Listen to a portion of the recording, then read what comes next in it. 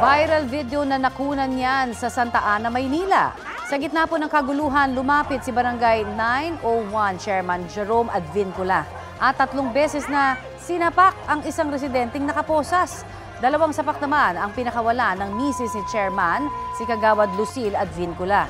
Ang residenteng nasapak kabilang sa 6 na inaaresto noon ng mga otoridad dahil sa ingay umano habang nagiinuman. Nakakulong na sa Santa Ana Police Station ang 6 na wala raw plano magsampa ng kontrademanda. Tumanggi muna silang magbigay ng pahayag. Pinuntahan din ng GMA Integrated News ang mag-asabang Advincula pero tumanggi rin silang magsalita base raw sa payo ng kanilang abogado.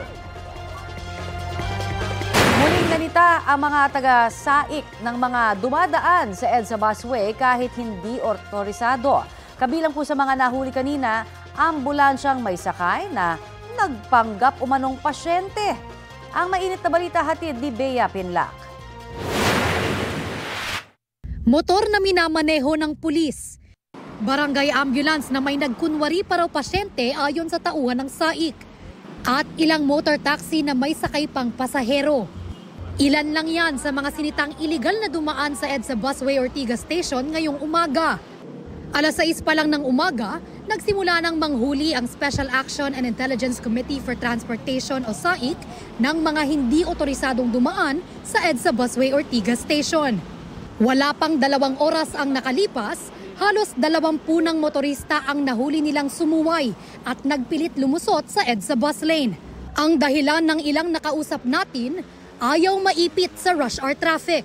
Hindi ko po kasi alam, ma'am kasi naghatid po ako ng pasyente. Ang inaano ko lang po, baka may isa pang emergency doon sa barangay po namin, maka-response po agad. Traffic po, kaya dito na po ako dumaan. Medyo nagmamadali na. Oras na po kasi, yung oras. Inaabol po kasi oras. Wala na tayong magawa kasi yan ang batas nila, ma'am. Karamihan sa mga nahuli, mga motorcycle rider. Ang isa pa sa kanila, doble kalbaryo ngayon. Dahil bukod sa iligal na pagdaan sa EDSA busway, napuna rin ng mga otoridad na expired na ang registration ng kanyang motor. Impound. Bakit? Wala, pasok po kasi rehistro. Malilate na kasi kami, kaya nagmamadali kami. Nasa 5,000 hanggang 30,000 pesos ang multa sa mga mahuhuling hindi otorisadong dumaan sa EDSA busway. Posible ring humantong sa driver's license revocation ang parusa para rito. Bea Pinlac, nagbabalita para sa GMA Integrated News. Ito ang GMA Regional TV News. Balita po tayo sa Luzon mula sa GMA Regional TV.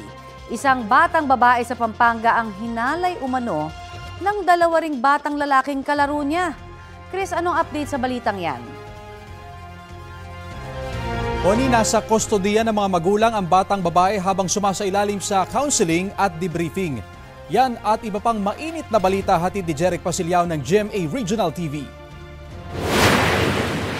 Paglalaro pa ang nasa isip ng 6 na taong gulang na batang babaeng ito sa Mabalacat, Pampanga. Pero mismong mga kalaro umano ang nagsamantala sa kanya. Sa imbestigasyon ng pulisya at ng City Social Welfare Development Office, naglalaro ang bata sa basketball court kasama ang mga nakababatang kapatid. Yung 10 years old, allegedly, hinila niya itong biktima na 6 years old dun sa grassy portion ng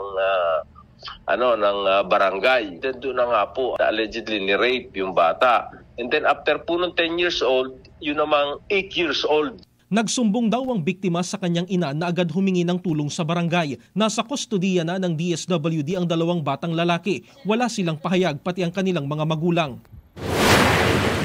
Sa Malasiki, Pangasinan, kita ang pagbangga ng motorsiklo sa isang kolong-kolong na nasa unahan nito. Sa tindi ng impact, tumilapon ang mga sasakyan ng ilang metro. Hindi na nakunan ng CCTV, ngunit ang kolong-kolong tumama rin sa isang nakaparadang kotse. Nagtamo ng sugat sa iba't ibang bahagi ng katawan ng driver ng kolong-kolong at motorsiklo, maging ang kanilang mga angkas. Nagkaareglo naman ang mga may-ari ng sasakyan. Sa Malasiki pa rin, sa kulungan ng bagsak ng isang lalaki matapos mahuling nagnanakaw ng kolong-kolong. Inamin ng sospek ang kanyang ginawa.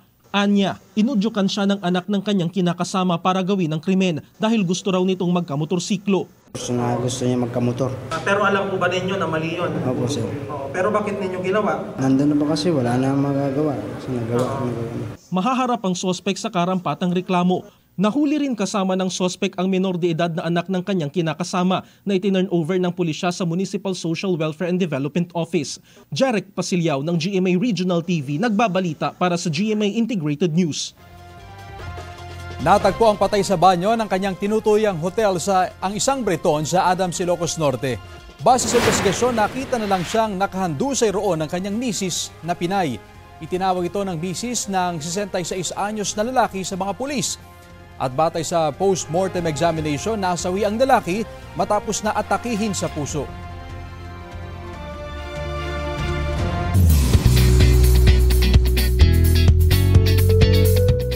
Happy Thursday mga mare at pare! Bago ang finale bukas ng Widow's War, ni-reveal na ang mastermind at killer sa Kapuso Mystery Thriller Series. Inaglaruan ko lang kayong lahat. Demonyo mo, Jericho! Wala kang kasing sama! The secret is out! Played by Royce Cabrera, si Jericho ang mastermind sa patayang naganap sa Palacios Mansion. Nabunyag yan matapos ang pagkakalason ng mga Palacios sa kanilang family dinner. Tila shocked ang lahat sa revelation. Ang Palacios killers pala, not just one but three. Sina Rico, Cairo, and Vivian, played by Ricky May Davao, Kiel Rodriguez at Lovely Rivero. Lahat ng yan ay nag-ugat sa kanilang paghiganti sa pamilya Palacios. Eto na nga ba ang katapusan ng mga Palacios? Abangan ang kasagutan mamaya pagkatapos ng mga batang riles sa GMA Prime. Bukas naman ang deadly finale ng series. Sa iba pang balita, halos 30 dayuhan ang arestado matapos mabisong operasyon umano ng pogo sa isang resort sa Silang, Cavite. Isinagawa ang operasyon matapos magreklamo ang may-ari ng resort na ilang dayuhan ang pumapasok sa lugar na may dala umanong mga gaming paraphernalia, computer at laptop. 22 Chinese at 6 na Burmese ang naaresto. Kabilang din po sa mga naaresto ang boss umano nila na isang Chinese. Itinanggi niya ang paratang. Wala namang komento ang iba pang naaresto. Kinumpiska ang kanilang mga gadget para sa investigasyon. Mananatili sila sa tanggapan ng Presidential Anti-Organized Crime Commission habang nagpapatuloy pa ang investigasyon at deportation proceedings. Pinakakasuhan po ng Department of Justice ng 62 counts ng kasong paglabag sa Anti-Money Laundering Act si dismissed Bamban-Tarlac Mayor Alice Guo. Kakasuhan din ang mga magulang at 2 kapatid ni Guo, pati 26 pang ibang konektado sa mga negosyo ng dating alkalde.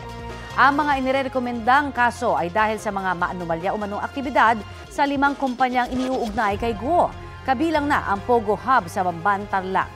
Base sa resolusyon ng DOJ, malinaw umano na nanggaling sa mga ilegal na aktibidad ang mga perang pumasok sa mga kumpanya ni Guo na QJJ Farm at QC Genetics. Ginamit umano ang pera para sa mga gastusin ng Baofu Land na may-ari ng lupang kinatitirikan ng Pogo Compound sa Bamban at ng mga Pogo na Hongsheng at Zunyuan Technology na umupa sa nasabing compound.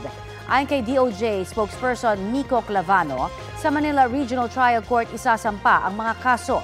Ang resolusyon ng DOJ ay batay sa reklamong isinampa ng National Bureau of Investigation, Anti-Money Laundering Council at Presidential Anti-Organized Crime Commission noong August 30, 2024. Sinisikap ang kunin ang pahayag ng kampo ni Guo tungkol sa panibagong mga kaso. Nakakulong ang dating alkalde sa Pasig City Jail para sa naunang qualified human trafficking case. Sa mga nakaraang hearing sa Senado at Kamara, mailap si Guo sa mga tanong tungkol sa mga sinasabing negosyo niya. Ito ang GMA Regional TV News. Balita po tayo sa Visayas at Mindanao mula sa GMA Regional TV. Patay po sa pamamaril ang isang babae sa Bacolod City. Sara, ano ang itinuturong ugat ng pamamaril? Connie, chismis umano ang dahilan ng pamamaril. Napag-alaman din ng pulisya na matagal nang may alitan ang biktima at ang sospek. Yan at iba pang mainit na balita hatid ni Zen Kilantang Sasa ng GMA Regional TV. Kasi nagtiro, tani madakpanan sa blakag nga payo, mami bulay nga sa mga tao nga makakita siya tani manugid mahatay impormasyon sa mundo sa. Emosyonal ang 4 na anak ni Jeneline Permejo matapos siyang barilin ng kanilang kapitbahay sa Barangay Vista Alegre sa Bacolod. Ang dahilan umano, chismis. Ayon sa pulisya, napag-alamang may matagal ng alitan ang biktima at ang itinurong suspect na si Johnny Caburnay. Na-found out naton nga ang motibo gali sa suspect nga ginimo yung krimen. Is ginapasibangdan niya ining biktima. Nga among feed, nagabantay sa iya, naga-feed sa information pagkanto dito sa live-in partner sa suspect sa abroad. Aminado ang ilang anak ng biktima na madalas siyang makipag-usap sa kanilang kapitbahay. Pero sabi nila, muna yung storya na nga ang may relasyon, di na to, diya. Sinong may relasyon? Ang ginambal nila nga may relasyon konti o kuno kag ang ari asawa yan kagang bane ang nagtiro kay mama. That's why nga si mama ang ginabaso like. Tinutugis na ang itinurong suspect na nakatakas at nahaharap sa karampatang reklamo. Sa kuha ng CCTV, makikitang papalapit ang lalaking yan sa isang natutulog na lalaki sa gilid ng kalsada sa Barangay San Nicolas proper sa Cebu City. Kinuha niya ang wallet ng biktima at saka tumakas. Natangay ang mahigit 30,000 pisong ipambibili sana ng isda ng biktima. Naipablatter na ng biktima ang insidente sa pulisya. Aminado siyang nakatulog habang hinihintay ang magde-deliver ng isda. Patuloy na inaalam ng mga otoridad ang pagkakakilanlan ng suspect.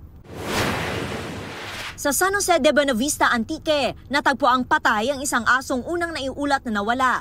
Ayon sa pamilyang may-ari sa asong si Pogi, nitong linggo nang mapansin nilang nawawala ito. Martes natagpuan na lang nila ang alaga na patay malapit sa kanilang bahay. May mga lapnos ang aso at may mga indikasyong tinaga ito.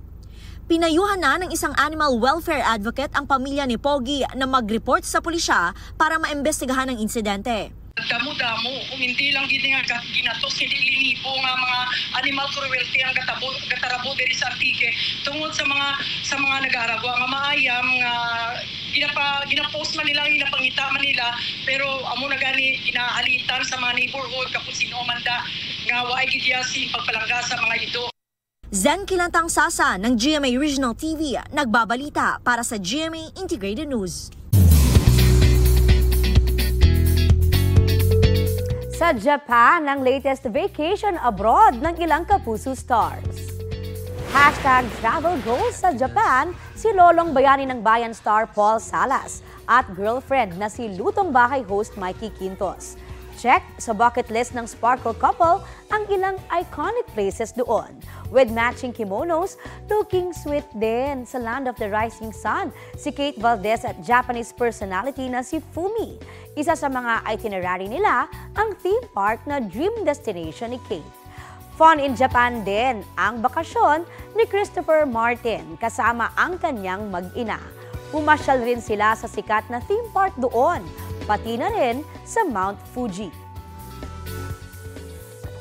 Sa ibang balita, kwinestiyon sa Kamara kung dapat pa bang ituloy ang pagtuturo ng comprehensive sexuality education sa mga batang estudyante kasunod po ng pagtutol sa ilang partikular na aralin sa curriculum. Sabi naman ng Department of Education na ayon sa reproductive health law ang pagtuturo nito sa mga eskwelahan. Balitang hatid ni Ian Cruz. Dapat bang ituloy ang pagtuturo sa mga batang estudyante ng Comprehensive Sexuality Education o CSE? Yan ang gustong ipa-review ng House Committee on Basic Education and Culture sa Department of Education. Hindi nyo ba iso-suspend? Does the DepEd just want to proceed with this or you will have an answer to us by next week if this will be suspended? The discussion started already a few weeks ago. We will be sending the message and then we will be updating the House po. Sabi ng DepEd, sa Reproductive Health Law o RH Law, nakaangkla ang kanilang Department Order 31 noong 2018 sa implementasyon ng CSE. Kabilang daw sa kinakaharap na problema noon ang maagang pagbubuntis ng mga bata sa adolescent age, pati na ang tumataas na HIV cases sa hanay nila. Git ng DepEd, nasa IRR o Implementing Rules and Regulation ng RH Law na dapat magbigay ng naaayon sa edad na responsible parenthood and reproductive health education sa mga school-age children. Sa ilalim ng RH Law, mga batang edad 10 hanggang 19 ang dapat bigyan ng kaalaman ukol sa CSE. Pero sa pulong sinabi ng DepEd na kinder pa lang, may ibinibigay na silang pundasyon para sa CSE sa mga bata. Do we need to go as early as 5 years old and teach them reproductive health and gender sensitivity? For the early education, it's not actually the actual sexuality education that is taught, but these are foundational knowledge, like for example, identifying their body parts and describing practical ways of caring for their and protecting their bodies. So that is in general. It's not really that specific. Isinama sa agenda ng komite ang paksa ukol sa CSE dahil sa natanggap na mga komento ng mga mababatas mula sa mga magulang, kasama ang video explainer ng Project Dalisay ukol sa masama umanong idudulot ng CSE sa mga bata. Ikinababahala ng grupo ang pumasang Adolescent Pregnancy Prevention Bill sa Kamara noong nakaraang taon na nasa second reading na sa Senado. Kapag naisabatas, magiging compulsory na bahagi ng edukasyon ng CSE kung saan tatalakayin ang adolescent sexuality at reproductive health. Why are children going to be taught to touch their sexual parts in a classroom mediated by a teacher na stranger dun sa bata? Ang mga parents ba naniniwala that a child should have the right to sexual pleasure? Or ang mga parents ba dapat may right na sabihin, lahat ng mga bagay na iniisip mo may tamang panahon? Giit naman ni Senador Risa Ontiveros na mayakda ng Adolescent Pregnancy Prevention Bill sa Senado, walang katotohanan ang ipinalabas ng Project Dalisay. Una, walang anumang probisyon tungkol sa pagtuturo o paghikayat sa mga batang edad 0 to 4 years old o yung magtuturo daw di umano ng bodily pleasure sa mga batang 6 to 9 years old o ituturo din daw sa bata na may sexual rights sila. Kaya naman, magpapatawag si Senador Sherwin Gatchalian, chairman ng Senate Committee on Basic Education, ng pagdinig para mabigyan ng linaw ang issue.